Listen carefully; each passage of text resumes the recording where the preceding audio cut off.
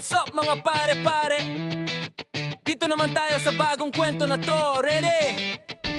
Isang bata, bago sa grupo, mabait at tahimik lang, pero may lalaki doon, feeling cool, akala mo kung sino. Nakapag-join sadya, hindi naman sinasadya. Bago lang kasi doon mga tao, di pa ganun kakilala. Umabante siya ng konti, bati ng good morning, good afternoon naman, sanang rola okay lang. Biglang may-reply lalaki, boses parang ermitanyo. Hala grabe itong bago ninyo, nag-a-addict ba to? Sabi niya sorry po, bawal ba magbiro dito? Pero doon na nagsimula ang gulo, sinisigawan siya ng lahat nandito. Sinabihan pa nangunguka pa, kaysa kang mangkukulam. Matandang ukluban, pangit mukha mo naman. Sabi niya hindi po ako pangit, hindi rin ako mayabang. Ayoko lang magparinig, bago pa lang ako dito sa lugar na to. Hanggang huwag kang manghusga ng kapwa mo tao. Huwag kang akala mo ikaw lang ang tama dito. Huwag kang manghusga ng kapwa mo tao, dahil hindi mo alam mo ano ang pinagdadaanan niya ngayon. Yo, yo, huwag kang manghusga ng kapwa mo, dahil alam mo ikaw lang ang tama dito.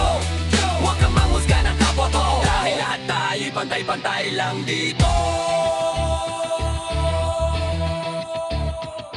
May babae namang tumulong, sabi maganda kaya yun. Maniwala ka man o hindi, wag kang mangmang na tulad nun. Pero patuloy pa rin ang lalaki, ayaw pa rin tumigil. Siguro pangit boses niya kaya hindi ipinaparinig. Sabi niya kuya po, hindi po tama yung ginagawa ninyo. Bumabulang na nga tayo tapos ganyan pa ugali ninyo. Naririnig ko naman boses mo parang 30 o 50 plus, pero hindi kita hinusgahan, respeto lang naman ang gusto ko. Hindi niya sinasabi na siya ay perpekto, basta lang makisama at makapagbigay ng respeto. Ang lalaki naman biglang tahimik, baka napaisip din na baka mali nga siya at dapat na lang magbago ng ugali at isip. Huwag kang manghusga ng kapwa mo tao. Huwag akala mo ikaw lang ang tama dito. Huwag kang manghusga ng kapwa mo tao, dahil hindi mo alam kung ano ang pinagdadaanan ni ngayon. Yo, yo, huwag kang manghusga ng kapwa mo, kakakala mo ikaw lang ang tama dito. Yo, huwag kang manghusga ng kapwa mo, dahil lahat tayo'y pantay-pantay lang dito. Eyo, baka naman may pinagdadaanan ka lang, kaya mo ginagawa yung mga bagay na to nang walang hanggan. Pero tandaan mo palagi, respeto ang susi para sa magandang relasyon at pagkakaibigan na tunay at totoo.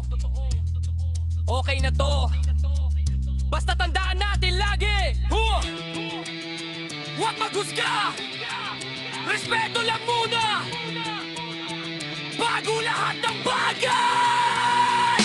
And true, style na to, tapos na ang